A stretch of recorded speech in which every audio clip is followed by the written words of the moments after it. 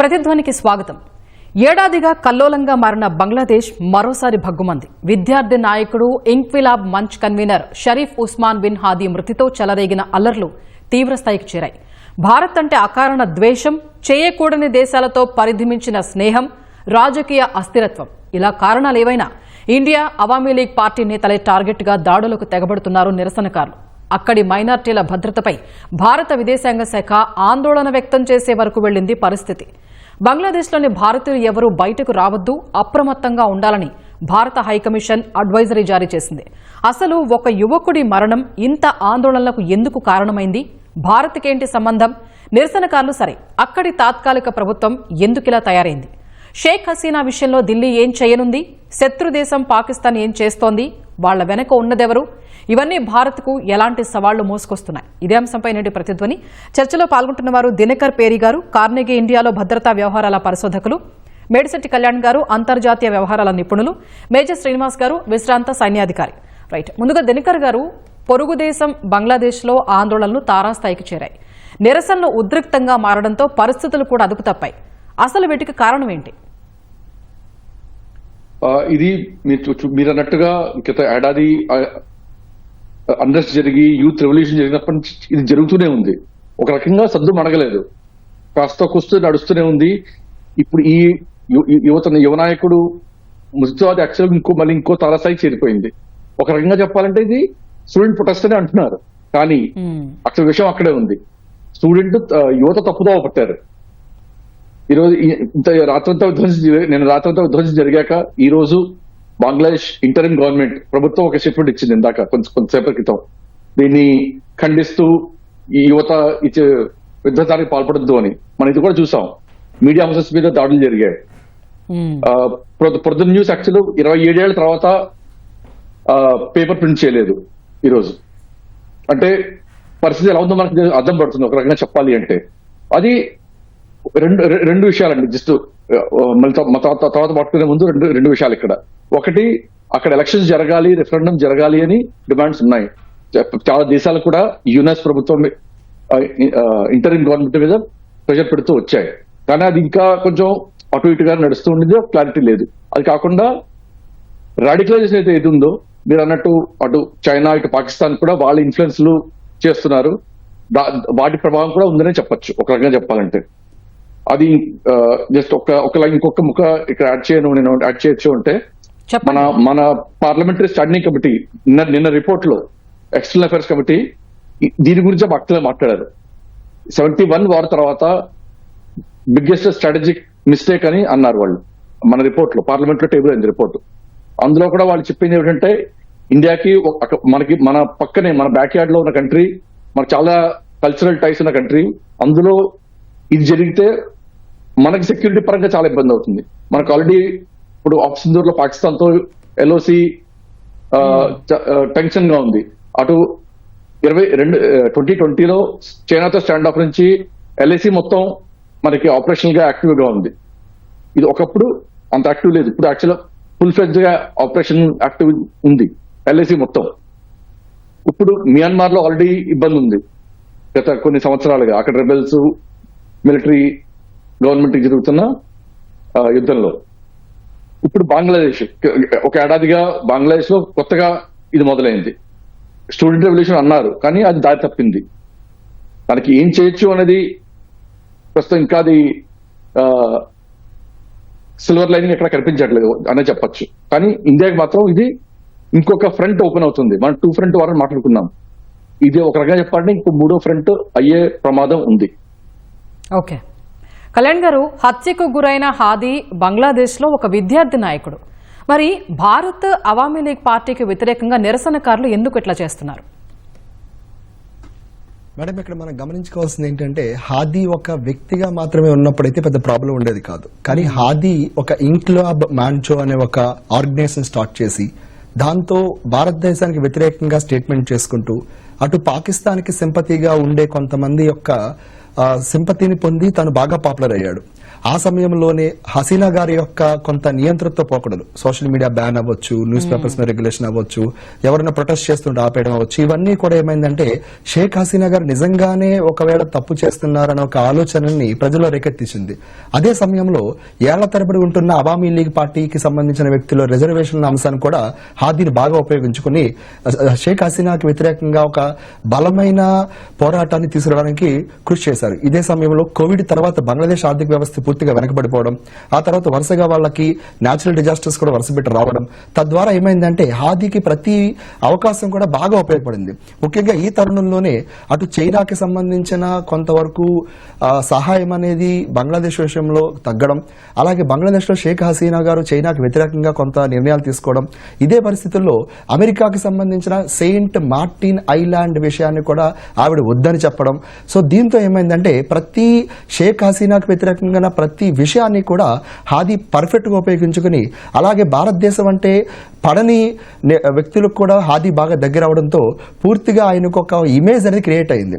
ఇలాంటి ఒక powerful person, ఇలాంటి ఒక రైజింగ్ స్టార్ ఎవరైతే ఉన్నారో ఇతన్ని సడన్ గా హత్య చేయడం, అది జరగడంతో ఒక్కసారిగా అక్కడ అల్లర్లు అనేది ఇప్పుడు మనం చూడవచ్చు. ఓకే శ్రీనివాస్ గారు, ప్రస్తుత నిరసనలు అనే మాట పక్కన పెడితే అసలు బంగ్లాదేశ్ తాత్కాలిక ప్రభుత్వం తీరే భారత్ సరిగా లేదు. వాళ్ళ దేశ ఆవిర్భావానికే వెన్నుదన్నుగా నిలిచిన ఢిల్లీతో ఎందుకు ఈ దూరం? ఇప్పుడు బంగ్లాదేశ్ ఇష్యూ కనుక మనం చూసుకున్నట్లయితే అండి, it is not only just internal problem of the Bangladesh, it is actually geo political importance అనేటువంటిది ఉంది. ఎప్పుడైతే మనకి ఇటు చైనాతోనూ పాకిస్తాన్తోనూ మనకి ప్రాబ్లమ్స్ అనేటువంటివి ఉన్నాయో, టూ ఫ్రంట్ వార్ అనేటువంటిది ఎప్పుడైతే మనం ఫైట్ చేస్తున్నామో, ఇండియాని ఎంగేజ్ చేయడం కోసం థర్డ్ ఫ్రంట్ వార్ను కూడా ఎంగేజ్ చేయడం కోసం ఓపెన్ చేసినటువంటి స్ట్రాటజికల్ ప్లాన్. అంటే వాళ్ళకి ఇంటర్నల్గా ఉన్నటువంటి సమస్యలు ఏదైతే ఉన్నాయో ఆ సమస్యలను ఈ చైనా మరియు పాకిస్తాన్ అనేటువంటిది అనుకూలంగా ఉపయోగించుకుని anti Hindu and anti Indian feelings అనేటువంటివి బాగా రెచ్చగొట్టి దీన్ని భారతదేశం యొక్క బార్డర్ ఇష్యూగా ఒక రకంగా చెప్పాలంటే ఇట్ ఈజ్ ఏ ఇంటర్నల్ ప్రాబ్లంగా ఇప్పుడు మనకి సృష్టించడం అనేటువంటిది జరుగుతుందండి. అంటే మనకి బార్డర్ మేనేజ్మెంట్ అనేటువంటిది కేవలం బార్డర్లో గన్ పట్టుకుని నిలబడడం మాత్రమే కాదు, ఈవెన్ దౌత్య సంబంధాలు బియాండ్ బార్డర్ మేనేజ్మెంట్ చాలా విషయాలు ఉంటాయి. అయితే ఇక్కడ మనకి ప్రధానంగా ముగ్గురు వ్యక్తులు మనం మాట్లాడుకోవాలి. షేక్ హసీనా ఆవిడ ఎప్పుడు కూడా భారతదేశానికి అనుకూలంగానే ఉన్నారు.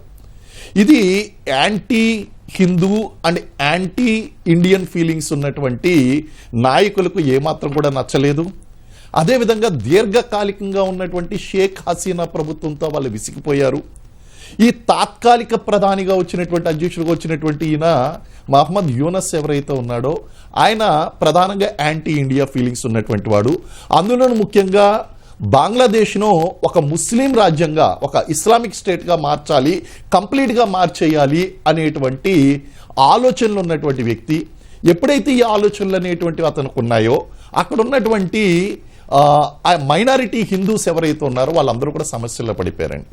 ఈరోజు మనం బంగ్లాదేశ్ యొక్క జనాభాను గనక మనం చూసినట్లయితే బంగ్లాదేశ్ యొక్క జనాభా మనకి 17 కోట్లు, సుమారు 17.6 కోట్ల మంది ఉన్నారు. అందులో ముస్లిమ్స్ని కనుక మనం తీసుకున్నట్లయితే 90.6% మంది ముస్లిమ్స్ ఉన్నారు. అలాగే కేవలం 8% మంది అండి, 8.5% మంది హిందువులు ఉన్నారు. అంటే అక్కడ మెజారిటీ ప్రజలు ఎవరు అంటే ముస్లిమ్స్.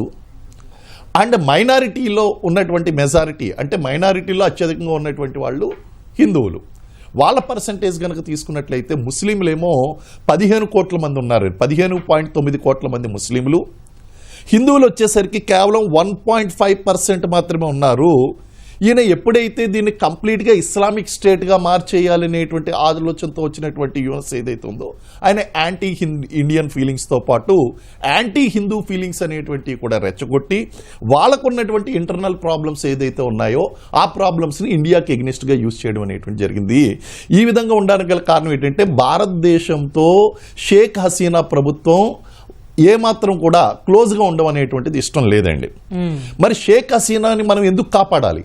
ఎందుకంటే ఆల్రెడీ మనం దలై లామా విషయంలో మనం రక్షణ ఇచ్చి చైనాతో గొడవలు తెచ్చుకున్నాం. చైనాతో ఈ రోజుకి కూడా శత్రుత్వం రావడానికి గల కారణం ఏంటంటే దలై లామాకు ఆశ్రయం ఇవ్వడం వలన మనం ఈ రోజుకి కూడా నష్టం అనేటువంటిది పొందుతున్నామండి. అటువంటి కండిషన్లో చాలామంది ఆలోచించేది ఏంటి అంటే షేక్ హసీనాకి మనం ఎందుకు రక్షణ ఇవ్వాలి, ఆవిడకి ఉరిశిక్ష కూడా విధించినప్పుడు మనం ఎందుకు ఆమెను సపోర్ట్ చేయాలి అంటే భారతదేశము విలువలు ఉన్నటువంటి దేశము, అది మనం ఎప్పుడు కూడా గుర్తుపెట్టుకోవాలండి. కారణం ఏంటి అంటే మనకి ముజిబుర్ రెహమాన్ కానీ షేక్ హసీనా కానీ వీళ్ళు చేసినటువంటి ప్రయోజనం భారతదేశానికి చాలా ఎక్కువ. అసలు నార్త్ ఈస్ట్కి మనకి సపోర్ట్ వచ్చింది అంటే మనం ఇటు బంగ్లాదేశ్ నుంచి మనం కొంతవరకు సపోర్ట్ పొందగలిగాం. యాక్ట్ ఈస్ట్ పాలసీ అనేటువంటి దానికి సపోర్ట్ చేసింది. అలాగే నార్త్ ఈస్ట్లో ఉన్నటువంటి మిలిటెంట్ గ్రూప్స్ ఏదైతే ఉన్నాయో ప్రమాదకరమైనటువంటి గ్రూప్స్ అండి, ఉల్ఫా ఇలాంటి ఈ టెర్రరిస్ట్ గ్రూప్స్ ఏదైతే ఉన్నాయో ఆ టెర్రరిస్ట్ గ్రూప్స్కి చైనా ఆశ్రయం ఇచ్చింది తప్ప బంగ్లాదేశ్ షేక్ హసీనా ప్రభుత్వం రిజెక్ట్ చేసింది. కాబట్టి మనం చాలా కంట్రోల్గా దాన్ని ఎఫెక్టివ్గా కంట్రోల్ చేయగలిగాం నార్త్ ఈస్ట్ టెర్రరిజం అనేటువంటిది. అదేవిధంగా మనకి ఇండో బంగ్లాదేశ్ ట్రేడ్కి కూడా ఆవిడ చాలా అనుకూలంగా ఉంది. We benefited a lot out of Indo Bangladesh trade అండి. అదేవిధంగా షేక్ హసీనా ప్రభుత్వంలో మన మైనారిటీలు ఎవరైతే ఉన్నారో హిందూ మైనారిటీస్ అందరికీ కూడా రక్షణ అనేటువంటిది కల్పించబడింది. అటువంటి మిత్రురాలైనటువంటి షేక్ హసీనాకి మనం ఖచ్చితంగా ఆశ్రయం కల్పించాలి. కారణం ఏంటి అంటే అది ఖచ్చితంగా మనం బంగ్లాదేశ్తో మంచి సంబంధాలు అనేటువంటి కొనసాగించడం, మంచి ఆలోచనలు ఉన్నటువంటి వ్యక్తులను ప్రోత్సహించడం అనేటువంటిది భారతదేశానికి చాలా అవసరం. కారణం ఏంటి అంటే ఆల్రెడీ ఇక్కడ ఉన్నటువంటి ఈ సమస్యలు ఏదైతే ఉన్నాయో ఈ సమస్య ఇటు పాకిస్తాన్ అనుకూలంగా మార్చుకుంటుంది, అటు చైనా అనుకూలంగా మార్చుకుంటుంది. అలాగే బంగ్లాదేశ్ అనేటువంటిది కేవలం భారతదేశానికి స్ట్రాటజికల్గా ఇంపార్టెంట్ కాదండి, అటు చైనాకి already built on road initiative ఏదైతే ఉందో BRIలో అది ఆల్రెడీ బంగ్లాదేశ్ని భాగస్వామ్యం చేసింది. అలాగే స్ట్రింగ్ ఆఫ్ పెరల్స్ ఏదైతే ఉందో ఈ భారతదేశం చుట్టూ నిర్మిస్తున్నటువంటి ఆ యొక్క ముత్యాలహారం ఏదైతే ఉందో ఆ యొక్క strategic ports, logistic supports, trade centres ఏదైతే అది తీసుకొస్తుందో ఇవన్నీ కూడా భారతదేశానికి హిందూ మహాసముద్రంలో భారతదేశం యొక్క అస్తిత్వాన్ని ప్రశ్నించే విధంగా చైనా ప్రవర్తిస్తుందండి. ఇవన్నీ కూడా ఇందులో లింక్ అయినటువంటి అంశాలు. ఓకే దినకర్ గారు, భారత్లో ఆశ్రయం పొందుతున్న షేక్ హసీనా రెచ్చగొట్టే వ్యాఖ్యలు చేస్తోందని, బంగ్లా వ్యతిరేక కార్యక్రమాలు చేపడుతోందని యుఎస్ ప్రభుత్వం ఆరోపిస్తోంది. మరి వాటిల్లో వాస్తవం ఎంత? ఒక రకంగా చెప్పాలంటే దౌత్యపరమైన రిస్ట్రిక్ట్ లేదు. కొంతవరకు షేక్ హసీనా గారు స్టేట్మెంట్ ఇవ్వడం నిజమే, కానీ అది గొడవలు పెంచేదిగా ఉందా అనేది మాత్రం డిబేట్ చేయొచ్చు. స్టేట్మెంట్ ఇవ్వడం ఒకటి, అది రెచ్చగొట్టే విధంగా ఉందన్నది వేరే సంగతి. సో అది భారతదేశం దాని గురించి క్లారిఫై కూడా చేసింది. భారత ప్రభుత్వం ఫారెన్ సెక్రటరీ విక్రమ్ మిస్త్రీ గారు దీనిపైన వ్యాఖ్యానించడం జరిగింది. ఆయన స్పెసిఫిక్ గా చెప్పారు ఆవిడ సొంతంగా ఆవిడ ఇండివిజువల్ కెపాసిటీలో ఆవిడ మెసేజ్ చేస్తోంది, ట్వీట్ చేస్తోంది. దాని తప్ప ఒక ఇన్స్టిట్యూషన్ గా ఒక పార్టీగా ఆవిడ ఎటువంటి పొలిటికల్ కార్యక్రమాలు చేపట్టట్లేదు భారత ఇక్కడ ఉండి అని ఆయన క్లారిఫై చేశారు కూడా. అలాగే ఆవిడ కూడా అది ఈ మధ్య గత రెండు మూడు వారాల కింద ఆవిడ చాలా ఇంటర్వ్యూలు ఇచ్చారు ఇండియన్ మీడియా హౌసెస్ కి. అప్పుడు కూడా ఆవిడ కూడా ఇది క్లారిఫై చేయడం జరిగింది. ఆవిడ చాలా విస్తారంగా మాట్లాడారు. అప్పుడు మీరు చూసే ఎలక్షన్ల గురించి, ఫ్యూచర్ గురించి. ఒకటి రెండు చోట్ల జర్నలిస్ట్ అడిగిన క్వశ్చన్ కి మీరు అడిగిన అంశం పైనే ఆవిడ స్పెసిఫిక్ గా ఇది పొలిటికల్ ఇష్యూ అవుతుంది అని మాట్లాడను అని కూడా చెప్పారు ఆవిడ. సో అక్కడ ఒక క్లియర్ లైన్ ఏదో ఒక ఇన్స్టెన్స్ ఏమైనా ఉండొచ్చు, బట్ ఒక రకంగా చెప్పాలంటే బ్రాడ్ లైన్ ఆవిడ మెయింటైన్ చేస్తూనే వచ్చారని చెప్పొచ్చు పొలిటికల్ గా. ఇక్కడ నుంచి ఆవిడ భారత సాల్ నుంచి వచ్చినప్పటి నుంచి ఇప్పుడు. కానీ ఇంకొక విషయం ఏంటంటే ఇక్కడ చెప్పండి, ఇంత ముందు ప్రవక్త చెప్పినట్టు ఆవిడ మీద కోర్టు డెత్ పెనల్టీ విధించడం జరిగింది బంగ్లాదేశ్ లో. అది ఒక డిప్లొమాటిక్ ఇష్యూ, ఒక ఇంటర్నేషనల్ కన్వెన్షన్లు చాలా ఉన్నాయి. అందుకని ఆ విషయం పైన ఇండియా ఇప్పటిదాకా రెస్పాండ్ అవ్వలేదు, అది అయ్యేట్టుగా కనిపించట్లేదు. చాలా రకాలుగా ఒకటి ఇంటర్నేషనల్ లా ఉంది, ఇంకోటి మన పొలిటికల్ అబ్లిగేషన్స్ ఉన్నాయి, మన నేషనల్ అబ్లిగేషన్స్, మన పొలిటికల్ అబ్లిగేషన్స్. మూడు రకాలుగా చూస్తే ఏ రకంగానూ ఇండియా దాన్ని అక్సెప్ట్ చేసే విధంగా అయితే లేదు ఉన్న పరిస్థితి బట్టి. అందులో ఇప్పుడు జరిగిన దాన్ని బట్టి గత 24 గంటలు 36 గంటల్లో జరిగిన పరిస్థితి బట్టి అది ఇప్పుడు డైరెక్షన్ ఇంకో వైపు వెళ్ళిపోయింది ఒక రకంగా చెప్పాలి అంటే. అని ఇంకొక చిన్న పాయింట్ అండి, ఇక్కడ ఇంతకుముందు ప్రవక్తల దానికి చిన్న వాల్యుయేషన్ అని చెప్తాను నేను. షేక్ హసీనా గారు ఆవిడ పదవిలో ఉన్నప్పుడు ఇనిషియల్ రెవల్యూషన్ జరిగినప్పుడు అక్కడ ఒక విధంగా చెప్పాలంటే మనం కూడా అక్కడ భారతదేశం మన క్లోజ్ పార్ట్నర్, మనం దగ్గరగా మానిటర్ చేస్తూ ఉంటాం, మనం చాలా ఎంగేజ్ ఉంటాం గవర్నమెంట్ తో, వివిధ రకాలుగా సంప్రదింపులు జరుగుతున్నాయి వాళ్ళు అన్ని లెవెల్స్ లోను. కానీ కూడా మనం మన సైడ్ నుంచి ఒక విధంగా చెప్పాలంటే మనం ఆ కోర్స్ కరెక్షన్ చేయలేదు అని చెప్పచ్చు. ఎందుకంటే అది చేస్తుంటే మనం ఇంత చేసి మీరు అన్నట్టు కూడా 71 లో మన వల్ల భారతదేశం వల్లే ఒక దేశం ఏర్పడింది. దేశం ఏర్పరిచినా కూడా మనం వెంటనే బయటకు వచ్చేసాం, పవర్ వాళ్ళకి ఇచ్చేసాం. ఎప్పుడు మనం ఒక అండగానే ఉన్నాం తప్ప మనం ఎప్పుడు మనం ఆక్రమించుకోవాలని కానీ మన సరిహద్దులు మార్చాలని మనం ప్రయత్నించలేదు. కానీ ఇప్పుడు గత ఏడాదిగా చూస్తే ఆ పర్సెప్షన్ మారిపోయింది దేశంలో. ఇప్పుడున్న యువత అంతా భారతదేశం అంటే ఒక శత్రువుగానే చూస్తున్నారు. అది ఒక స్టూడెంట్ ప్రొటెస్ట్ ఏమాత్రం కాదు, అది ఇంకో సంఘ విద్రోహ శక్తులు, ఇండియా వ్యతిరేక శక్తులు దాన్ని హైజాక్ చేశారని చెప్పొచ్చు. కానీ ఆ ఇనిషియల్ బీజన్, ఆ స్పేస్ ఇచ్చింది మాత్రం ఒక రకంగా షేక్ హసీనా గారు ఆవిడ గవర్నమెంట్ లో ఉన్నప్పుడు కొంచెం ప్రజాస్వామ్యం కన్నా దాన్ని ఆవిడ ఎక్కువ పుష్ చేయడానికి ట్రై చేశారు. ఇందాక చెప్పిన మన ఒక గారు చెప్పారు, చాలా ఆవిడ మీడియా కానీ అపోజిషన్ కానీ చాలా చాలా చర్యలు తీసుకున్నారు. వాటి వల్ల యాక్చువల్ వర్క్ గా ఆ స్పేస్ క్రియేట్ అయింది, ఆ వ్యాక్యూమ్ అయితే క్రియేట్ అయింది. దాన్ని బయట వాళ్ళు పక్క వాళ్ళు అందరూ దాన్ని ఎక్స్పెక్ట్ చేసుకున్నారు. అడికేషన్ అవ్వచ్చు, ఐఎస్ఐ అవ్వచ్చు, వేరే ఇది అవ్వచ్చు, అందరూ దాన్ని ఉపయోగించుకున్నారు. ఓకే కళ్యాణ్ గారు, ఇప్పుడు రెచ్చగొట్టే వ్యాఖ్యలే కాదు, లేని వివాదాలను సృష్టించే ప్రయత్నం చేస్తోంది యూనస్ ప్రభుత్వం. బంగ్లా మ్యాప్ లో ఈశాన్య రాష్ట్రాలను చూపారు, ఇదంతా వాళ్లే చేస్తున్నారా? మేడం, బంగ్లాదేశ్లో పరిస్థితి ఇప్పుడు ఒక విభిన్న కోణంలో ఉంది. గవర్నమెంట్ ఒక సైడ్, పాకిస్తాన్ ఇన్ఫ్లుయెన్స్ ఒక సైడ్, చైనా ఇన్ఫ్లుయెన్స్ మరొక సైడ్, అలాగే ఎప్పటి నుండో పాకిస్తాన్ పైన సింపతితో ఉంటూ పాకిస్తాన్ పైన ఇంకా ప్రేమిస్తూ, అంటే మనకి సైకాలజీలో స్టాక్హోల్మ్ సిండ్రోమ్ అని ఒకటి ఉంటుంది. ఎవరు బాధింప చేస్తారో, ఎవరు వంచిస్తారో వాళ్ళపైన ఒక ప్రేమ వస్తుందన్నమాట. ఇలాంటి ఒక గ్రూప్, రాడికలైజ్ గ్రూప్ ఉంది. ఇవి కాకుండా కొన్ని సామాన్య సమస్యలు కూడా కనిపిస్తున్నాయి. బంగ్లాదేశ్లో ఆర్థిక వ్యవస్థ సరిగ్గా లేదు, అన్ఎంప్లాయ్మెంట్ బాగా పెరిగింది, ఇప్పుడు డెంగ్యూ, మలేరియా లాంటి వ్యాధులు బాగా పెరుగుతున్నాయని చెప్పి WHO చెప్పింది. అలాగే ఇటీవల వచ్చిన ఒక ఎర్త్క్వేక్ కూడా అక్కడ బాగా ఇబ్బంది పెట్టింది. అయితే ఇవన్నీ కూడా కేవలం షేక్ హసీనా వల్ల జరిగాయి అనే ఒక సిద్ధాంతాన్ని అక్కడ బలంగా తీసుకువెళ్తున్నారు ప్రజల్లోకి. తద్వారా షేక్ హసీనా గారు వాళ్ళు జరగడం ఒకటైతే, ఈవిడికి సపోర్ట్గా ఇండియా కూడా ఉంది. సో ఈవిడికి సపోర్ట్గా ఇండియా కూడా ఉంది కాబట్టి ఈ ఇద్దరూ కలిసి బంగ్లాదేశ్ని పూర్తిగా ఇబ్బంది పెట్టారు అనే ఒక ఈ ఫాల్స్ నెరేటివ్స్ని, అంటే ఒక అసత్య ప్రసారాలని బాగా తీసుకువెళ్ళిపోయారు ప్రజల్లోకి. అంటే సామాన్యులకి ఎప్పుడైతే సరైన రీతిలో అవగాహన ఉండదో ఇలాంటి ఒక ఫాల్స్ నెరేటివ్స్ బాగా స్పీడ్గా వెళ్తాయి. ఇది కాకుండా సోషల్ మీడియా పూర్తిగా యాంటీ ఇండియా పోస్టులు అవ్వచ్చు, లేకపోతే ట్యాగ్ లైన్స్ అవ్వచ్చు.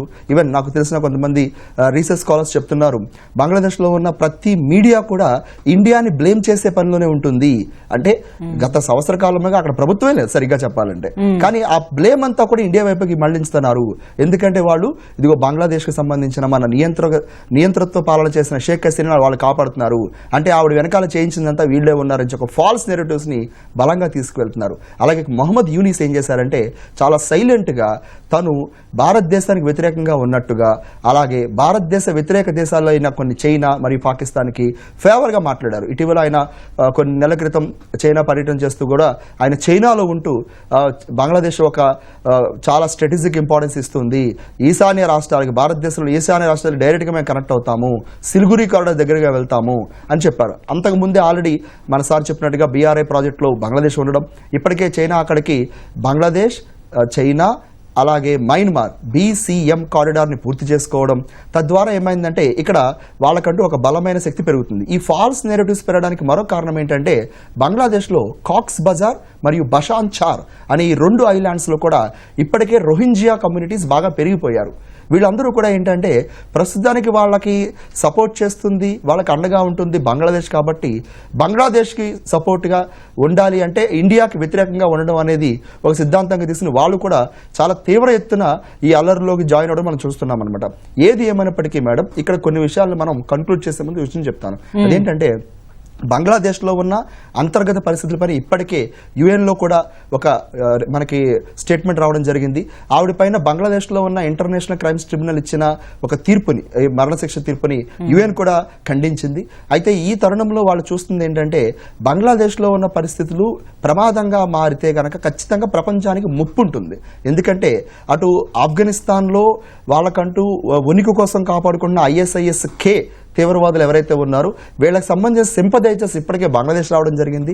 తద్వారా భారత ఈశాన్య రాష్ట్రాలతో పాటుగా ఖచ్చితంగా ఈ సోకాల్డ్ సౌత్ ఏషియా, ఈ దక్షిణ ఆసియా ప్రాంతంలో మరొకసారి తీవ్రవాదానికి హబ్ అనేది అటు పాకిస్తాన్ తోడుగా బంగ్లాదేశ్ కూడా అయ్యే అవకాశం ఉంటుందనేది నా అభిప్రాయంగా నేను చూస్తున్నానమ్మా. సో మొత్తానికి ఈ గవర్నమెంట్ అనేది పూర్తిగా వాళ్ళ కోటరీని, వాళ్ళ యొక్క అస్తిత్వాన్ని కాపాడుకోవడానికి ప్రయత్నిస్తుంది.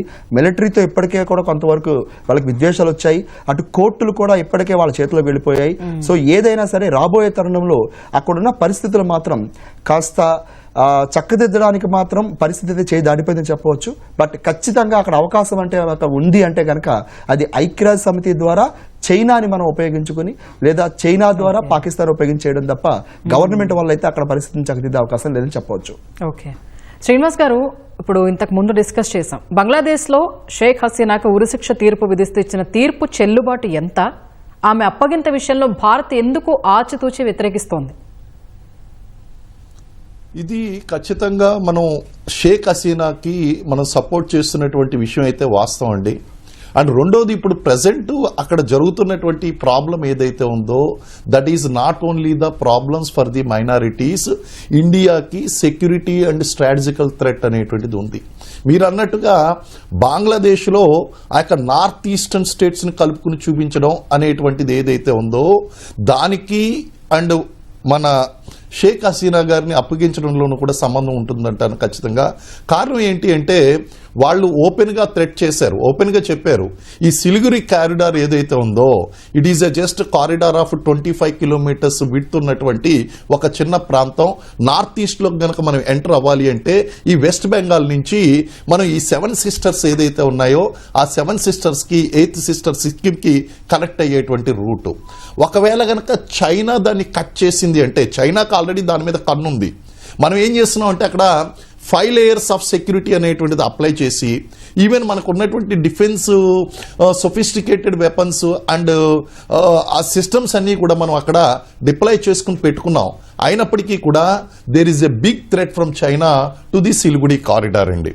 కేవలం ఇక్కడ మనం షేక్ హసీనా గారిని అక్కడ అప్పచెప్పడం అనేటువంటి విషయం పక్కన పెడితే మనం ముఖ్యంగా దృష్టి పెట్టవలసినటువంటి అంశం ఏంటి అంటే ఈ సిలిగుడి కారిడార్ కనుక వాళ్ళు సపోర్ట్ చేసినట్టయితే ఇటు బంగ్లాదేశ్ అటు చైనా కనుక వచ్చినట్టయితే నార్త్ ఈస్ట్ అనేటువంటిది ఇండియా మ్యాప్లో కనిపించకుండా పోతుందండి. కాబట్టి మనం ఇక్కడ ఈ సెక్యూరిటీ థ్రెట్ అనేటువంటిది ఎక్కువగా ఉంది కాబట్టి మనం ఏ డెసిషన్ తీసుకున్నప్పటికీ కూడా మనం ఇందులో రెస్పాండ్ కాకుండా ఉండడమే మంచిది. First we have to address, ఇప్పుడు ఆవిడని అప్పగించాలా లేదా అనేటువంటి పాయింట్ పక్కన పెడితే ఫస్ట్ మనకి ఇమీడియట్ థ్రెట్ ఉన్నటువంటిది ఏంటి అంటే సిలిగుడి కారిడార్. ఇది ఖచ్చితంగా ఎందుకు జరిగింది అంటే ఇటు ఆపరేషన్ సింధూర్ నేపథ్యంలోనూ అలాగే రీసెంట్గా ఈ పుతిన్ మన ఇండియాకి విజిట్ చేయడం అమెరికాకు ఏమాత్రం కూడా ఇష్టం లేదు. అక్కడ ఉన్నటువంటి తాత్కాలిక ప్రభుత్వం మహమ్మద్ యూనస్ ప్రభుత్వం ఏదైతే ఉందో అది అమెరికా యొక్క సపోర్ట్తో ఏర్పాటు చేసినటువంటి ప్రభుత్వం.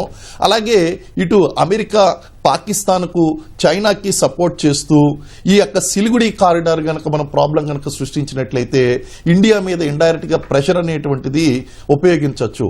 కాబట్టి ఇవన్నీ నేపథ్యాలు కనుక చూస్తే అసలు షేక్ హసీనాని మనం బంగ్లాదేశ్కి అప్పగించాలా వద్దా అనేటువంటి decision it is a big very crucial decision. ఈ టైంలో ఇప్పుడు మనం చెప్పడానికి వీల్లేదు, ఎందుకంటే దానితో లింక్ అయినటువంటి అంశాలన్నీ కూడా ఇవన్నీ కూడా ఉన్నాయి. ఏది ఏమైనప్పటికీ కూడా we have a big threat for the north east corridor and Siliguri కారిడార్కి మనకి థ్రెట్ అనేటువంటిది ఉంది. ఓకే కళ్యాణ్ గారు చెప్పండి.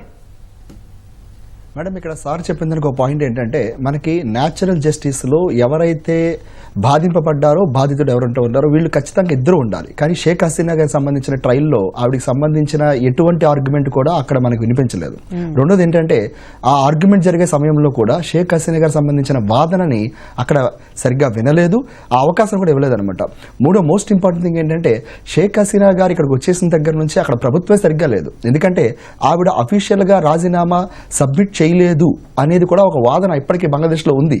అంటే వాళ్ళ కాన్స్టిట్యూషన్ ప్రకారం ఆవిడ రాజీనామా ఇవ్వలేదనే కూడా వాదన ఉంది. సో ఎంతవరకు ఇది హేతుబద్ధత ఉంది, రేషనాలిటీ ఉంది మనం చూసుకోవాలి. సార్ చెప్పినట్టుగా వ్యాలిడ్ పాయింట్ ఏంటంటే పుతిన్ వచ్చిన తర్వాత కొంతవరకు అమెరికాలో అలజడి మొదలైందని చెప్పవచ్చు. అలాగే ఇటీవల కాలం చూసుకుంటే కనుక అటు పాకిస్తాన్ లో కూడా అసీం మునీర్ యొక్క సింపథైజర్స్ కానీ అసీం మునీర్ యొక్క బలం కానీ అటు బంగ్లాదేశ్ లో కూడా కొంతవరకు అతన్ని హీరోలో చూడడం మొదలు పెట్టారు. సో ఆ వ్యాలిడ్ పాయింట్ సార్ చెప్పిన దాంట్లో ఏంటంటే ఖచ్చితంగా పుతిన్ వచ్చిన తర్వాత ఈ భారతదేశం చుట్టుపక్కల ఏదో ఒక ఇబ్బంది కలిగించడానికి అవకాశం ఉన్న ఒకే ఒక్క జోన్ అది బంగ్లాదేశ్. ఎందుకంటే ముందుగా వక్త చెప్పినట్టుగా అటు 2 ఫ్రంట్ వార్ కాస్త ఇప్పుడు 3 ఫ్రంట్ చేసి బంగ్లాదేశ్లో ఇప్పుడు ఏ విధంగా అయినా సరే బంగ్లాదేశ్లో కలర్లు సృష్టిస్తే అది ఖచ్చితంగా భారతదేశానికి ఎంతో సెన్సిటివ్గా ఉండే ఈ నార్త్ ఈస్ట్ ఏరియా ఇంపాక్ట్ అవుతుంది చూస్తున్నారు. ఇటీవల కాలంలోనే నాగాలాండ్కి సంబంధించిన ఒక మాజీ పోరాట యోధుడు తిరిగి రావడం, సో కొంత యాక్టివేట్ అవడానికి ఛాన్సెస్ ఉన్నాయి అవ్వచ్చు. బట్ ఏదైనప్పటికీ కూడా ఆవిడ ఇవ్వకుండా ఉండడం అనేది భారతదేశం చూచి వేస్తున్న ఒక స్ట్రాటజిక్ ఇంపార్టెంట్ పాత్వేగా మనం చూడవచ్చు మేడం. Okay, right. ప్రతిధ్వనిలో ఇప్పుడు చిన్న విరామం తీసుకుందాం.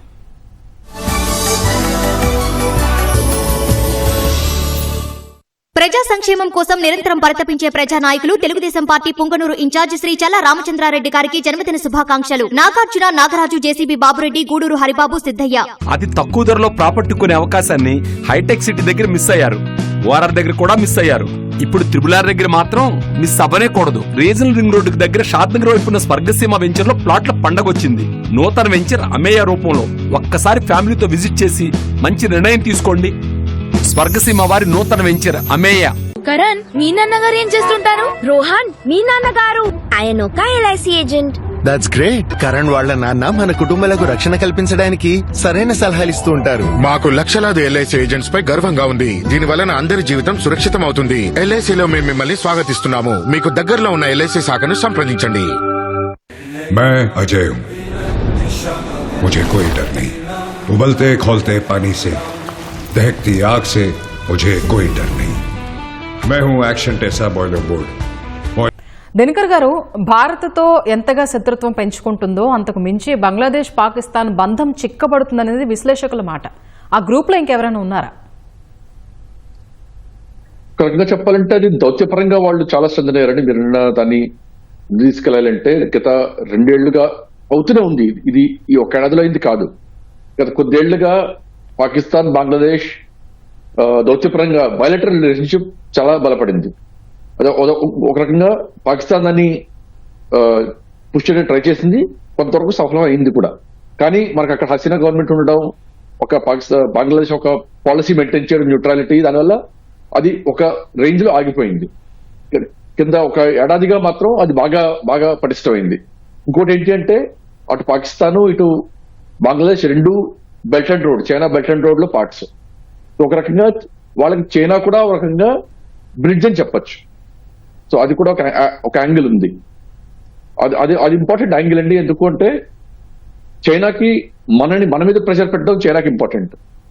ఇప్పుడు మన సిలిగురి కారిడార్ గురించి చాలా మాట్లాడడం జరిగింది ఇక్కడ మన ఇద్దరు ప్రవక్తలు. సిలిగురి కారిడార్ నుంచి ఇటు బంగ్లాదేశ్ నుంచే కాదు, అటు చైనా నుంచి కూడా అటు చుంబి వ్యాలీ అని ఉంది ఒక ఏరియా. అటు డోక్లాం మనం స్టాండ్ ఆఫ్ చూసాం.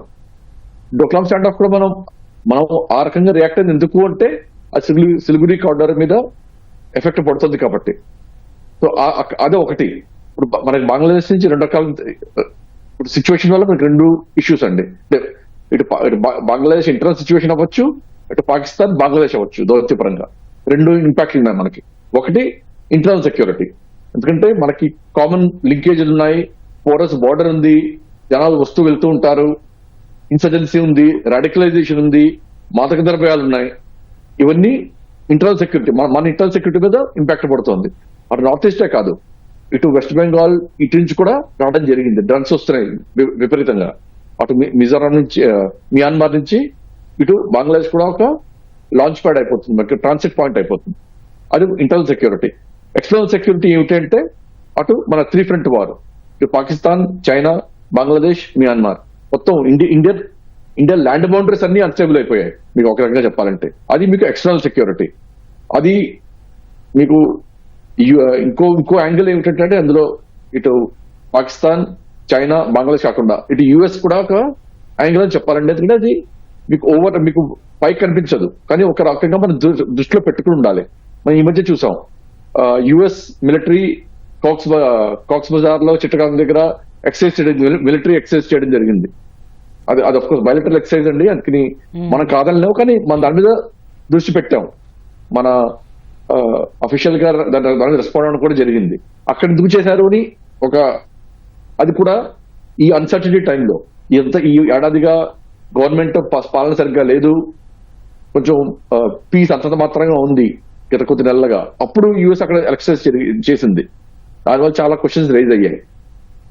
కానీ డిప్లొమాటిక్ పార్లర్స్ చెప్పాలి అంటే వేరే వాళ్ళకి ఎవరి ఇంట్రెస్ట్ వాళ్ళకు ఉంటాయి, ఎవరి ప్రెషర్లు వాళ్ళకు ఉంటాయి. అందుకని డైరెక్ట్ గా మనం దాని చేయలేం, కానీ అది కూడా మనం దృష్టిలో పెట్టుకోవాలి ఖచ్చితంగా. ఎందుకంటే పాకిస్తాన్ యుఎస్ కి ఇంపార్టెంట్, ఎందుకంటే అటు ఆఫ్ఘనిస్తాన్ లో కానీ మిడిల్ ఈస్ట్ కావచ్చు, ఇటు ఎంటైర్ ఏరియాకి మీకు ఇరాన్ మీద నిఘా పెట్టడానికి పాకిస్తాన్ మళ్ళీ ఇంపార్టెంట్. ఆ రకంగా చెప్పాలంటే ఇది ఇంకో బ్రిడ్జ్ అండి మళ్ళీ. సో అలా మల్టిపుల్ యాంగిల్స్ ఉన్నాయి అక్కడ. కళ్యాణ్ గారు, ఈ వ్యవహారం దౌత్యపరంగా భారత్కు ఎలాంటి సవాళ్లు తీసుకొస్తోంది, మన దేశం వాటికి ఎలాంటి సమాధానం ఇస్తోంది? ఫస్ట్ ఈ క్వశ్చన్ మాత్రం చాలా చాలా స్ట్రాటజిక్ క్వశ్చన్ అమ్మా. ఎందుకంటే దౌత్యపరంగా ఇప్పటికే చాలా ఇబ్బందులు తీసుకొచ్చింది. ఒకటి, వస్తున్న అక్రమ వలసదారులు. 2, ఇప్పటికీ బంగ్లాదేశ్తో మనకి ఉన్న ఆర్థిక, ముఖ్యంగా వర్తకం అనేది పూర్తిగా నిలిచిపోయింది. 3వది ఏంటంటే భారతదేశానికి సంబంధించిన బంగ్లాదేశ్ ఒక భారతదేశం ఇస్తున్న ఒక డెవలప్మెంట్ ఎయిడ్లో భాగం. అంటే భారతదేశం మరియు రష్యా కలిసి బంగ్లాదేశ్లో రోపూర్ అనే ప్రాంతంలో ఒక న్యూక్లియర్ పవర్ ప్లాంట్ కూడా కట్టడానికి సిద్ధమయ్యాయి. అలాగే భారతదేశానికి సంబంధించిన ఐటీఈసీ ప్రాజెక్ట్స్ అవ్వచ్చు, లేకపోతే స్కాలర్షిప్స్ అవ్వచ్చు, లేదా అక్కడ మనం చేస్తున్న high impact community development projects అవ్వచ్చు, ఇవన్నీ కూడా నిలిచిపోయాయి.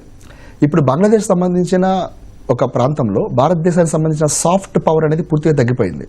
2, బంగ్లాదేశ్తో కలిసి భారతదేశం ఇస్లామిక్ కంట్రీస్లో భారతదేశానికి వ్యతిరేకంగా ఉండే నిర్ణయాలపైన కొంతవరకు ఇంపాక్ట్ తీసుకొచ్చేది. అయితే అది కూడా ఇప్పుడు తగ్గిపోయింది. 3వది ఏంటంటే ఐక్యరాజ్య సమితిలో కూడా బంగ్లాదేశ్ ఒక మంచి దేశంగా భారతదేశంతో ఉండేది. అది కూడా మనం మిస్ అవుతున్నాం. దౌత్యపరంగా ఇప్పుడు బంగ్లాదేశ్ సంబంధించిన సపోర్ట్ మొత్తం మనకు విత్డ్రా అయిపోయింది. ఈ విత్డ్రా అవడం మాత్రమే కాకుండా ఇండియాకి యాంటీగా ఉండే దేశాలతో ఇప్పుడు బంగ్లాదేశ్ అనేది కలుస్తూ జరుగుతుంది. అలాగే మరో సైడ్ చూసుకుంటే ఇప్పుడు బంగ్లాదేశ్కి సంబంధించిన ఏ రిలేషన్స్లో ముందడుగు వేయాలన్నా సరే భారతదేశానికంటూ ఒక ఛానల్ ఆఫ్ కమ్యూనికేషన్ కానీ, ఒక ఛానల్ ఆఫ్ మూమెంట్ కానీ కనపట్టలేదు ఇన్ ద సెన్స్ అది ప్రోగా ముందుకెళ్లే అవకాశం తగ్గుతుంది. సో ఈ విషయంలో భారతదేశానికి ఇది అంత ఈజీగా ట్యాకిల్ చేసే ఇష్యూ అయితే కాదు. అది కూడా నిన్న మనకి parliamentary standing committee Shashi Tharoor garu కూడా క్లియర్గా చెప్పడం జరిగింది. మనం స్వాతంత్రం తీసుకురావడంలో సహాయం చేసినప్పటికీ కూడా, మనం వాళ్ళ డెవలప్మెంట్లో ఎంత ఇన్వాల్వ్ అయినప్పటికీ కూడా ప్రస్తుతం ఉన్న పరిస్థితి అంత ఈజీగా అయితే లేదు. ఎందుకంటే బంగ్లాదేశ్లో బాగా పనిచేస్తుంది ఏంటంటే ఇప్పుడు ఎక్స్టర్నల్ ఇన్ఫ్లుయెన్స్. సార్ చెప్పినట్టుగా అటు చైనా మరియు పాకిస్తాన్ ఇన్ఫ్లుయెన్స్ అవ్వచ్చు, ఇంటర్నల్గా ఉన్న క్రైసిస్ మొత్తాన్ని కూడా యాంటీ ఇండియాగా మార్చడం అవ్వచ్చు. కంప్లీట్గా ఏమైందంటే ఇప్పుడు భారతదేశానికి బంగ్లాదేశ్తో ఉన్న వ్యవహారాలు నడిపించడం అంత సింపుల్గా కనపడలేదు. అలాగే ఈ ముస్లిం సంబంధించిన ఐడెంటిటీ విషయంలో కూడా కొంతవరకు ఈ రోహింగ్యాస్ విషయంలో భారతదేశం తీసుకున్న నిర్ణయాలు కూడా వాళ్ళు దాన్ని కూడా ఉపయోగించుకుంటున్నారు. పూర్తిగా వాళ్ళు ఇండియా కంప్లీట్గా బంగ్లాదేశ్కి వ్యతిరేకంగా ఉంటుంది అనే విషయాన్ని బాగా బలంగా తీసుకువెళ్తున్నారు. సో ఈ తరుణంలో భారతదేశానికి ఉన్న ఆప్షన్స్ వల్ల ఏంటి అంటే, ఒకటి చైనాకి అలాగే బంగ్లాదేశ్ ప్రభుత్వానికి మంచి కమ్యూనికేషన్స్ కొంతవరకు ఉండే అవకాశం ఉంది. కాబట్టి చైనాకి కొంతవరకు ప్రోగా ఉన్న రష్యా ద్వారా కొంత ఛానల్ ఆఫ్ కమ్యూనికేషన్ని మూవ్ చేసుకోవడం, ఏదైనా ఇష్యూ ఉంటే అఫ్కోర్స్ చైనా ఇక్కడ ఎంతవరకు వర్కౌట్ చేస్తుందని చూసుకోవాలి. రెండోది ఏంటంటే అటు బంగ్లాదేశ్లో ఉన్న ఇస్లామిక్ ఐడెంటిటీకి కొంతవరకు సౌదీ నుంచి కూడా సపోర్ట్ ఉంటుంది. సో సౌదీ అరేబియాకి మనకి కూడా మంచి కొంతవరకు డీసెంట్ రిలేషన్స్ ఉన్నాయి. అదొక ఛానల్ ఆఫ్ కమ్యూనికేషన్ మనం మెయింటైన్ చేసుకోవచ్చు. మూడోది చాలా ముఖ్యమైనది ఏంటంటే బంగ్లాదేశ్లో జరుగుతున్న వ్యవహారాలపైన ఇప్పటికే సౌత్ ఆఫ్రికా లాంటి దేశాలు కూడా కొంతవరకు అసహనం వ్యక్తం చేస్తున్నాయి. సో ఇలాంటి దేశాల సహాయంతో కొంతవరకు యుఎన్ లో కూడా వెళ్ళడం అని మనం చూడవచ్చు. అయితే ఈ ఒకవేళ భారతదేశం కనుక బంగ్లాదేశ్కి వ్యతిరేకంగా ఐక్యరాజ్య సమితిలో కానీ లేదా వేరే ప్లాట్ఫామ్స్ లో ఓపెన్ గా వెళ్తే ఖచ్చితంగా ఇది మరింత రీతిగా పెరిగి ఇండియాలో ఉన్న ఇన్సర్జెన్సీ గ్రూప్స్ ని యాక్టివేట్ చేసే అవకాశం కూడా ఉంటుంది. సో చాలా బ్యాలెన్స్ గా పరిస్థితికి అనుగుణంగా ముందుకు వెళ్లాల్సిన అవకాశం మాత్రం ఇప్పుడు భారతదేశం తీసుకోవాల్సిన ముఖ్యమైన నిర్ణయంగా మనం చూడవచ్చు. ఓకే శ్రీనివాస్ గారు, బంగ్లాలో తలెత్తిన అనిశ్చితితో తాత్కాలిక ప్రభుత్వాన్ని ఏర్పాటు చేశారు యూనస్. మరి ఈ టెంపరరీ గవర్నమెంట్ బంగ్లా అభివృద్ధికి సంక్షేమానికి ఏ మేరకు కృషి చేసింది? దాన్ని కనుక ఎవాల్యూట్ చేసినట్టయితే మనం ఖచ్చితంగా చెప్పచ్చండి, కేవలం అక్కడ బంగ్లాదేశీలో ఉన్నటువంటి యాంటీ ఇండియా ఫీలింగ్స్ని అలాగే కమ్యూనలిజం ఫీలింగ్స్ని రెచ్చగొట్టడం వైపే ఎక్కువగా పనిచేసింది తప్ప ఈ మహమ్మద్ యూనస్ ఈయన యొక్క పర్సనల్ యాటిట్యూడ్ ఏదైతే ఉందో దాన్ని ప్రజల మీద రుద్దడం, అక్కడ యాంటీ ఇండియా ఫీలింగ్స్ అనేటువంటి రెచ్చగొట్టడం, అలాగే యాంటీ హిందూ ఫీలింగ్స్, ఆయన పర్సనల్గా ఆయన కోరుకునేది ఏంటి అంటే బంగ్లాదేశ్ని కంప్లీట్ ఇస్లామిక్ స్టేట్ గా మార్చాలి అనేటువంటిది ఒక పర్సనల్ ఎజెండాతో పనిచేస్తున్నాడు. అసలు ఈ తాత్కాలిక ప్రభుత్వం అనేటువంటిది ఇక్కడ ఉన్నటువంటి ప్రజలకు ఏదో సమస్య పరిష్కారంగా తీసుకురాలేదు. ఇది అమెరికా యొక్క ఇంటర్వెన్షన్ ద్వారా ఇక్కడ ఉన్నటువంటి సమస్యలన్నింటినీ కూడా ఏమాత్రం పరిష్కరించకుండా వీటినన్నింటినీ కూడా భారతదేశం వైపు డైవర్ట్ చేయడం కోసం ఏర్పాటు చేసినటువంటి ప్రభుత్వం. ఇక్కడ సమిధల కింద ఎవరు మిగిలిపోతున్నారు అంటే ఇక్కడ బంగ్లాదేశీలు ఎవరైతే ఉన్నారో వాళ్ళు మరింత నష్టపోతున్నారు. కారణం ఏంటి అంటే దీని ద్వారా కొత్తగా వచ్చినటువంటి ప్రభుత్వం ద్వారా వాళ్ళు పొందుతున్నటువంటిది ఏమాత్రం కూడా లేదు. ఇది రాజకీయ పార్టీ ఏదైతే ఉందో మహమ్మద్ యూనస్ ప్రభుత్వమో వాళ్ళని ఘోరంగా ఉపయోగించుకుంటుంది. అదేవిధంగా అక్కడ ఉన్నటువంటి సిచ్యువేషన్ అంతా కూడా మన ఇండియా వైపు తరలించడం అనేటువంటి జరుగుతుందండి. రీసెంట్ గా మన దౌత్య కార్యాలయం మీద అటాక్ చేయడం, ఆ తర్వాత వాళ్ళు ఏదో రకంగా ఆ బంగ్లాదేశీయులు అనేటువంటి వాళ్ళని భారతదేశంలోకి ప్రవేశపెట్టి మన భారతదేశంలో దాడులు అనేటువంటి చేయిస్తామని చెప్పడం, దాంతో ఒక్కసారిగా మనం అలర్ట్ అయ్యి ఆ వీసా కార్యాలయం ఏదైతే ఉందో దాన్ని టెంపరీగా మూసివేయడం అనేటువంటి జరిగింది. ఆ మూసివేయడం అనేటువంటిది ఎన్ని రోజులు జరుగుతుంది అనేటువంటిది కూడా మనం ఇప్పుడు చెప్పలేం. సో ఆ విధంగా కనుక చూస్తే ఈ యొక్క సిచ్యువేషన్ అంతా కూడా ఈ మహమ్మద్ యూనస్ ప్రభుత్వం అనేటువంటిది అటు బంగ్లాదేశ్కి కూడా ఏమాత్రం కూడా ఉపయోగకరంగా లేదు. కేవలం వాళ్ళ యొక్క మనోభావాల్ని రెచ్చగొడుతుంది, కమ్యూనలిజంని రెచ్చగొడుతుంది, అక్కడ ఉన్నటువంటి సమస్యలకి ఏమాత్రం కూడా పరిష్కారం అనేటువంటి చూపించలేకపోతుంది. పైగా is working as an agent for Pakistan, agent for China, agent for అమెరికాగా పనిచేస్తూ ఇక్కడ భారతదేశంలో కూడా ఇంటర్నల్ సెక్యూరిటీ ఇష్యూస్ క్రియేట్ చేయడము, కమ్యూనలిజం ఇష్యూస్ అనేటువంటి రేస్ చేయడం, ఇటువంటి దిశగా పనిచేస్తున్నాడు తప్ప ఈ విషయాన్ని ఏమాత్రం కూడా గ్రహించినటువంటి అక్కడ ప్రజలందరూ కూడా ఈయన చేతిలో పావులుగా మారి అక్కడ అల్లర్లు అనేటువంటి సృష్టిస్తున్నారండి. కానీ వీళ్ళు ఇదంతా కూడా ఈ విద్యార్థి సంఘం నాయకులు కానీ లేకపోతే వీళ్ళంతా కూడా ఎంత త్వరగా ఈ యొక్క బిగ్గర్ పిక్చర్ని అర్థం చేసుకుంటారో అంత త్వరగా వాళ్ళ యొక్క సెల్ఫ్ బెనిఫిట్ కోసం, ఆ యొక్క దేశాభివృద్ధి కోసం, వాళ్ళ యొక్క స్వాభివృద్ధి కోసం వాళ్ళు ప్రయత్నిస్తారు.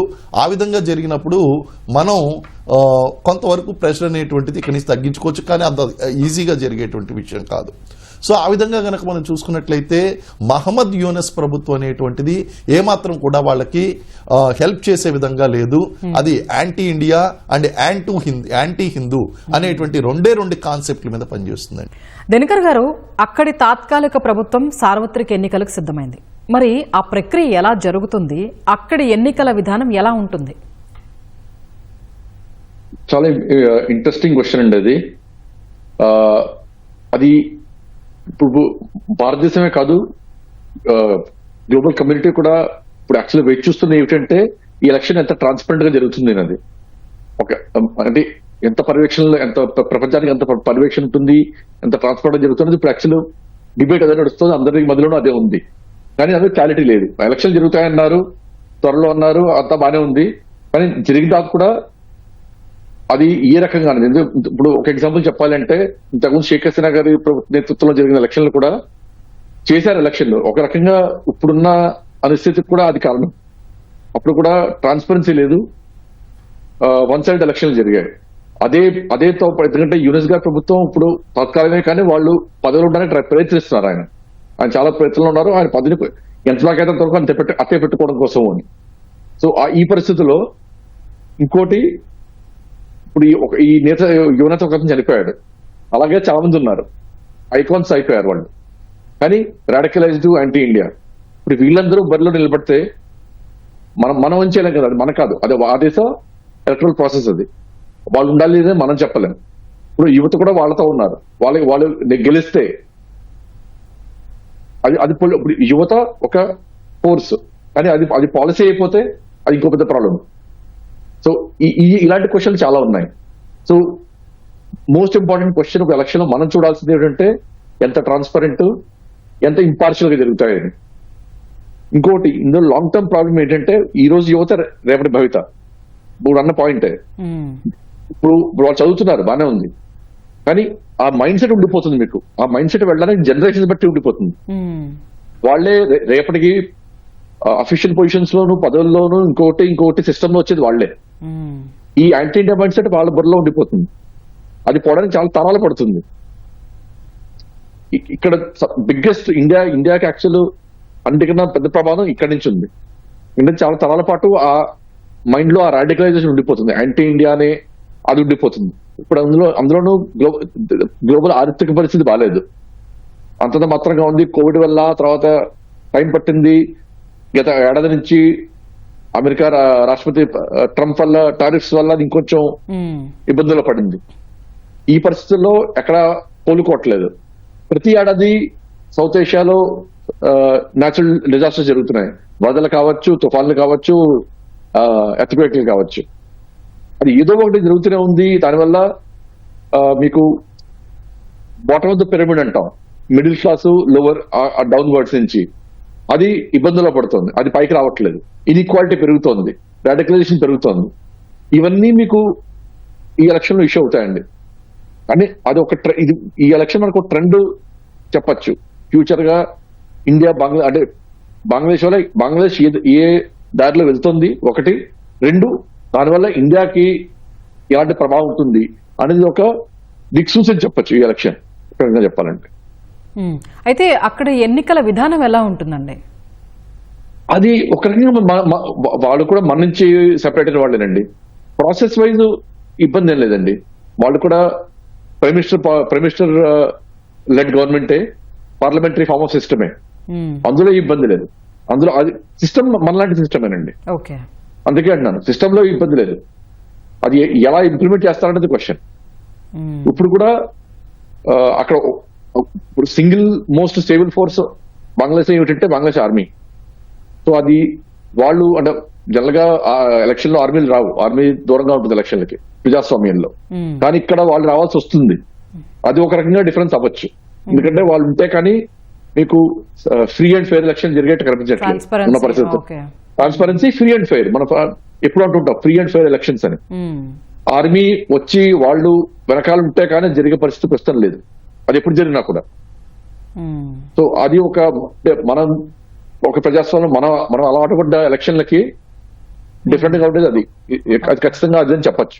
ఓకే, కళ్యాణ్ గారు, షేక్ హసీనా, అవామీ లీగ్ పార్టీలపై గుర్రుగా ఉన్నారు నిరసనకారులు. మరి వచ్చే ఏడాదిలో జరిగే ఎన్నికలపై అవామీ లీగ్ పార్టీ స్టాండ్ ఏంటి? అమ్మా, మొత్తం 300 సీట్లు మనకి బంగ్లాదేశ్లో ఉంటాయి. లాస్ట్ టైం షేక్ హసీనా గారికి 224 సీట్లు వచ్చాయి. 40% ఓటింగ్ దాదాపుగా మనకు కనిపించింది. ఈ మొత్తంలో కూడా వచ్చిన ప్రధానమైన ఎలిగేషన్ ఏంటంటే ఎలక్షన్స్కి ముందు మొహమ్మద్ యూనిస్ పైన కేసులు పెట్టడం, అతను లీడర్గా ఉంటున్న గ్రామీణ బ్యాంక్ పైన లేనిపోని ఎలిగేషన్స్ రావడం, అపోజిషన్ లీడర్స్ని అరెస్ట్ చేయడం, ఇవన్నీ కనిపించాయి. ఇక్కడ బలమైన వ్యతిరేకత భావాన్ని రెచ్చగొట్టింది ఏంటంటే స్వాతంత్ర సమయంలో పోరాడిన అవామీ లీగ్ పార్టీ వాళ్ళకి సంబంధించిన నాయకులకి, వాళ్ళ కుటుంబాలకి రిజర్వేషన్స్ ఇవ్వడం అనేది ఒక ప్రధానమైన కారణంగా చూపించి అన్ఎంప్లాయ్మెంట్ పెరగడానికి మనకి రిజర్వేషన్స్ లేకపోవడమే, రిజర్వేషన్స్ ఉంటే గవర్నమెంట్ జాబ్లోకి వెళ్ళిపోయారు, అక్కడ మనం వెళ్ళలేకపోయిన ఒక కొత్త వాదన తీసుకొచ్చేసి ప్రజల్ని రెచ్చగొట్టి, ముఖ్యంగా యూత్ని, స్టూడెంట్స్ని రెచ్చగొట్టారు. ఆ సమయంలో ప్రొటెస్ట్ జరిగిన ప్రతి చోట కూడా ఈవిడ పోలీస్ ఫోర్స్ని బాగా వాడి అక్కడ బలంగా వాళ్ళని కాల్చడం, కొంతమంది చంపడం జరిగింది. సో ఈ తరుణంలో మరింత పెరిగిపోయి జూలై రెవల్యూషన్ జరిగింది. ఇది అందరికీ తెలిసిందనమాట. ఇప్పుడు అవామీ లీగ్ పార్టీకి సంబంధించిన ముఖ్య నేతల అందరిపైన కూడా అటు యావజ్జీవ కారాగార శిక్షలు ఉన్నాయి, అలాగే మరణ శిక్షలు కూడా ఉన్నాయి తాజా జడ్జిమెంట్ పరిశీలిస్తే కనుక. అయితే అవామీ లీగ్ పార్టీ ఏంటంటే అవన్నీ ఫాల్స్ ఎలిగేషన్స్, జరిగింది అది కాదు అనే విషయాన్ని చెప్పడానికి ప్రయత్నిస్తున్నారు. కానీ వాళ్ళకంటూ అవామీ లీగ్ పార్టీకంటూ ఒక బేస్ అనేది, అంటే ఇదివరకు తరంలో ఉన్న ముఖ్య నాయకులందరూ ఇప్పుడు వద్దులైపోయారు, ఆల్మోస్ట్ చాలా మంది చనిపోయారు, ఇప్పుడు ఫెయిడ్ అయిపోయారు రాజకీయాల్లో నుంచి. సో ఇప్పుడు వాళ్ళ ఎజెండాని వాళ్ళ జెండాని తీసుకువెళ్ళడానికి బలమైన నాయకులు అనేది అక్కడ లేరు. ఎందుకంటే పార్టీకి 1 and 2 and last Sheikh Hasina image మాత్రమే. ఆవిడ తీసుకొచ్చిన ఉమెన్ ప్రొటెక్షన్ బోర్డు ఒకటి ఉంది, దాన్ని కూడా క్లోజ్ చేయమని చెప్పి ఇటీవల ధర్నా జరిగింది బంగ్లాదేశ్లో. సో మీరు ఒకసారి గమనించుకుంటే కనుక అవామీ లీగ్ పార్టీ తీసుకొచ్చిన నిర్ణయాల గురించి కానీ, లేదా వాళ్ళు చేసిన ఘనతల గురించి కానీ అది చెప్పేవాడు కానీ వినేవాడు కానీ సిద్ధంగా లేడు. సో అవామీ లీగ్ పార్టీకి కంప్లీట్గా అక్కడ దారి అనేది పెద్ద కనిపించట్లేదు. అయితే నిన్న మొన్న జరిగిన కొంత వ్యవహారం చూసుకుంటే కనుక కొంతవరకు ఇంటలెక్చువల్ క్లాస్లో ఒక క్వశ్చన్ అనేది రైజ్ అయింది. మనం ఏం ఊహించి వీళ్ళకి సపోర్ట్ చేశాము, కానీ వీళ్ళు ఏం చేస్తున్నారు అనేది. కానీ ఇంటలెక్చువల్ క్లాస్ అనేది బలంగా మాసెస్లోకి త్వరగా వెళ్తుంది అనే దానిపైన నాకంటూ కొన్ని అప్రిహెన్షన్స్ ఉన్నాయి. ఖచ్చితంగా అది వెళ్ళే అవకాశం చాలా తక్కువ ఉంటుంది. సో అవామీ లీగ్ పార్టీకి భవిష్యత్ అనేది అంత ఈజీ అయితే కాదు అనేది నా వాదన. అయితే పరిస్థితులు ఇలా ఉంటే గనక సామాన్యులకు కొంతవరకు స్పృహ కలిగి, లేదు అవామీ లీగ్ ఉన్నప్పుడే బాగుండేది, అది జనరల్గా చెప్పాలనేది మొదలైంది. యూత్ అంతా కూడా అన్ఎంప్లాయ్మెంట్ పెరుగుతుంది కదా అని చెప్పి గవర్నమెంట్ మారిస్తే ఆ పరిస్థితి అలాగే ఉండిపోయాయి కదా అని చెప్పి ఒక ఆలోచన మొదలైంది. ఆ తరుణంలో ఆ నాయకుడిని చంపడం అనేది నిజంగా కొంతవరకు పరిస్థితి మొత్తాన్ని కూడా రిటర్న్ చేసింది మళ్ళీ యాంటీ ఇండియాకి, యాంటీ అవామీ లీగ్ లేదా యాంటీ షేక్ హసీనా వైపు మనం చెప్పవచ్చు. తర్వాత మరొక విషయం ఏంటంటే అవామీ లీగ్ పార్టీకి ముఖ్యమైన బేసే ఎవరంటే మహిళలు. ఎందుకంటే లీడర్ మహిళ ప్లస్ ఆవిడ తీసుకున్న నిర్ణయాలు కూడా చాలా బాగుండేవి. ముఖ్యంగా టెక్స్టైల్స్ ఇండస్ట్రీకి సంబంధించి మంచి సపోర్ట్ ఇచ్చేది. ఆ మహిళలు కూడా ఇప్పుడు చాలా వరకు భయాందోళనకు గురవుతున్నారు. అలాగే మైనారిటీ ప్రొటెక్షన్లో కూడా ఆవిడకంటూ ఒక మంచి గుర్తింపు ఉంది. ఇటు ఇస్కాన్ సంబంధించిన టెంపుల్స్ విషయంలో అవ్వచ్చు, లేదా భారతదేశ కల్చర్ అవ్వచ్చు, బెంగాలీ కల్చర్ అవ్వచ్చు, ఎన్ని విషయాల్లో ఆవిడ చాలా మంచి రోల్ ప్లే చేశారు. అవి కూడా కొంచెం ఇబ్బంది పడ్డాయి. సో మొత్తానికి అవామీ లీగ్ పార్టీ భవిష్యత్తు మాత్రం కాస్త కష్టం అని చెప్పొచ్చు, క్లిష్టం అని చెప్పొచ్చు అమ్మా. ఓకే శ్రీనివాస్ గారు, ఇప్పుడు ఏది ఏమైనా కొంతకాలంగా భారత్ బంగ్లాదేశ్ బంధాలు బలహీనపడ్డాయి. మరి ఆ బంధాలు మెరుగుపడే మార్గమే లేదా, చేయాల్సిందేంటి? ఇప్పుడు ఖచ్చితంగా ప్రజెంట్ ఉన్నటువంటి సినారియోలో గనక మనం చూస్తే బంగ్లాదేశ్కి ఇండియాతో స్నేహం చేయడం వలన వచ్చినటువంటి ఉపయోగాలు ఏంటో మళ్ళీ మనం రియలైజ్ చేయించాలి. ఎందుకంటే బంగ్లాదేశ్ని మనం వదులుకునేటువంటి పరిస్థితిలో లేవండి. కారణం ఏంటంటే strategically it is very important. కానీ ఉన్నటువంటి పరిస్థితుల్లో ఇమీడియట్గా మనం స్టెప్ తీసుకోకపోయినా లాంగ్ రన్లో మన యొక్క సంబంధాలు ఏదైతే ఉన్నాయో ఆ సంబంధాలు అనేటువంటి మనం పునరుద్ధరించుకుంటూ, ఒక పక్కన రష్యాని ఉపయోగించుకుంటూ, మరో పక్కన ఈ మిత్రదేశమైనటువంటి యుఏఈతో చర్చలు జరుపుతూ, వాళ్ళని యాంటీ ఇండియా ఫీలింగ్ నుంచి తప్పిస్తూ, మనకు అనుకూలంగా ఉండేటువంటి ప్రభుత్వానికి సపోర్ట్ చేస్తూ గనక వెళ్ళినట్లయితే అక్కడ దౌత్య సంబంధాలు అనేటువంటివి తిరిగి మెరుగుపడేటువంటి అవకాశాలు ఉన్నాయి. ఈ విషయంలో మనం ఇతర దేశాల యొక్క సపోర్ట్ అనేటువంటిది తీసుకోవలసినటువంటి అవసరం ఉంది. ఎట్టి పరిస్థితుల్లోనూ కూడా బంగ్లాదేశ్ని మనం ఒక శత్రువుగా మనం చూసే కన్నా దాన్ని మిత్రదేశంగా మార్చుకోవాలి. కారణం ఏంటి అంటే 1971లో మనం సహాయం చేయడం వలన ముక్తివాహిని దళాలు అనేటువంటి వారికి మనం హెల్ప్ చేసి ఆ దళాలను ముందుకు నడిపించి మన బంగ్లాదేశ్ లిబరేషన్ వార్లో ఆ కంట్రీకి మనం ఇటు ఈస్ట్ పాకిస్తాన్ నుంచి మనం ఈస్ట్ పాకిస్తాన్ అనేటువంటిది మనకి లిబరేషన్ అనేటువంటిది తీసుకోవడం జరిగిందండి. కాబట్టి పాకిస్తాన్లో సైనికులు చేసినటువంటి ఆకృత్యాలు, గతంలో భారతదేశం వీళ్ళకి చేసినటువంటి హెల్ప్, ఇవన్నీ కూడా మనం హైలైట్ చేస్తూ భారతదేశం అనేటువంటిది బంగ్లాదేశ్కి ఎప్పుడూ కూడా మిత్రదేశంగానే ఉంది. కాకపోతే కొన్ని అనుకోని పరిస్థితుల కారణంగా, కొన్ని ఎక్స్టర్నల్ కంట్రీస్ యొక్క ఇంటర్వెన్షన్ కారణంగా ఇలాంటి సిచ్యువేషన్స్ వచ్చాయి. కాబట్టి మనం ఆ విషయాన్ని మనం దృష్టిలో పెట్టుకుని తిరిగి మన యొక్క దౌత్య సంబంధాలను పునరుద్ధరించుకోవాల్సినటువంటి అవసరం ఉంది. ఎందుకంటే పక్కలో బల్లెల్లాగా మనం బంగ్లాదేశ్ని కనుక పెట్టుకున్నట్టయితే ఇటు ఇంటర్నల్ సెక్యూరిటీకి ప్రాబ్లం ఉంది, ఎక్స్టర్నల్ సెక్యూరిటీకి ప్రాబ్లం ఉంది. Instead of 2 front war we have to fight 3 front war. ఇవన్నీ కూడా ఇండియాకి బిగ్ ఛాలెంజెస్. కాబట్టి ఏదో విధంగా నయాన్నో భయాన్నో మనం తిరిగి ఈ యొక్క సంబంధాలు అనేటువంటి పునరుద్ధరించుకోవాల్సినటువంటి అవసరం ఇండియాకి చాలా ఉందండి.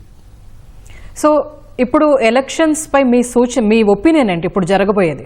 కళ్యాణ్ గారు చెప్పండి. అమ్మా, ఇక్కడ మనం ఒక ఎగ్జాంపుల్ తీసుకుందాము.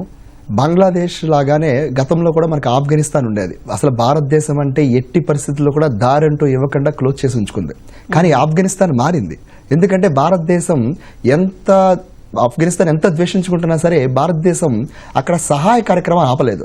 50,000 టన్నుల మెట్రిక్ టన్నుల గోధుమలు పంపించింది. దాదాపుగా 1,00,000 డోసెస్ పైగా వ్యాక్సిన్స్ పంపించింది. ఇటీవల కాలంలో కూడా వాళ్ళకి హాస్పిటల్ సంబంధించి సహాయం చేస్తుంది. సో అలా మనం కూడా కొంతవరకు సాఫ్ట్ ఇమేజ్ అనేది మనకు కనిపించేలా చేయడం అనేది నా సలహా అని చెప్పబోతున్నాను. ఓకే ఓకే దినకర్ గారు చెప్పండి. చిన్న పాయింట్ అండి. చెప్పండి. ఇప్పుడు అటు భారతదేశానికి అటు బంగ్లాదేశ్ కి ఒకరికొకరు చాలా అవసరం ఉంది. జాగ్రఫీ అలాంటిది, రెవెన్యూ ఆఫ్ జాగ్రఫీ అంటాం మనం.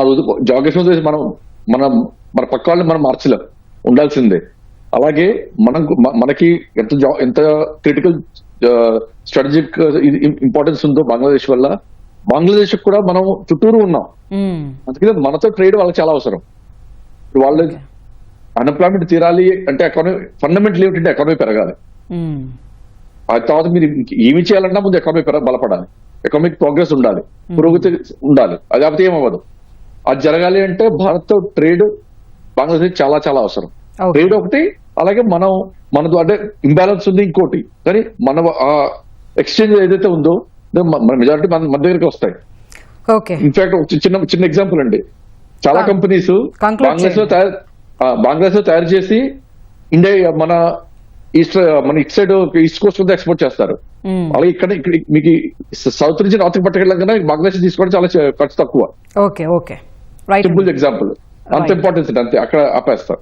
రైట్ అండి, రైట్. ధన్యవాదాలు దినకర్ గారు, కళ్యాణ్ గారు, శ్రీనివాస్ గారు. ఇది ఇవాల్టి ప్రతిధ్వని.